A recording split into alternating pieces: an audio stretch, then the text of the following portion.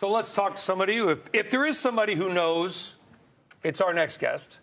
That is Helima Croft, RBC Capital Markets, Global Head Commodity Research, CNBC contributor. And with all due respect to Carter Worth, who looks at charts, I would say, Helima, tell me, yes or no, that live map of the Strait of Hormuz is probably the most important stock chart for the stock market in the world. And 100%. And the reason why oil fell back today was because of President Trump's announcement that we're going to be providing sovereign guarantees to basically for insurers to go through there.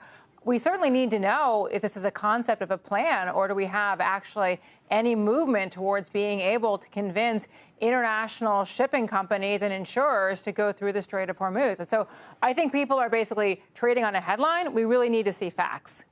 You think we'll get those? Because the headline did move the market. I mean, the headline of the possibility of some sort of Treasury insurance, U.S. taxpayer backstop, a naval shipping armada like the 40s. Well, the reality is that there needs to be some type of sovereign backstop. That's a necessary condition. The question is the president's plan sufficient? And I think we're going to see in the next couple of days, was he sort of throwing something out there to sort of calm the markets, or whether there's been really any work on this to date.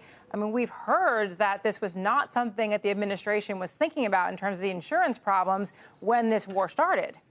So we've got also, it's not just the Strait of Hormuz. We've also got Iraq is shut in. Yeah, that's right. We got Iranian missiles hitting Qatar Energy, which, by the way, I thought Qatar and Iran, because they share a gas field, were sort of semi-allies. Well, and also because Qatar is seen as the place where everybody goes to negotiate. They hosted Hamas for years.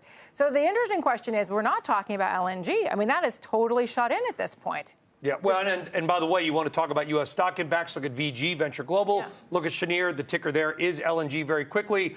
China, they buy most Iranian oil.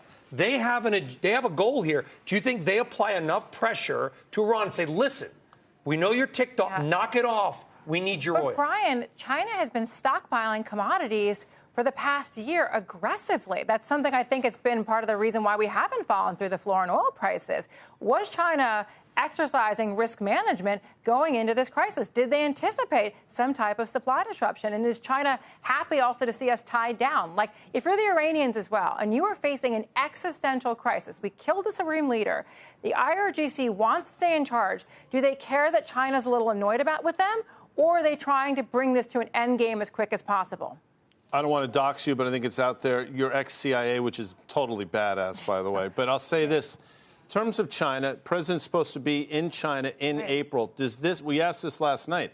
This could upset that apple cart. I mean, the Chinese cannot be happy about what's going on. I mean, look, I don't think the Chinese are necessarily happy to have the disruption of commodities. But it goes to the question of, did they see this coming? We have not replenished our SPR. China has been aggressively building stockpiles. So which consumers are better placed to endure an extended outage? China is probably in a better position because they were stockpiling in advance.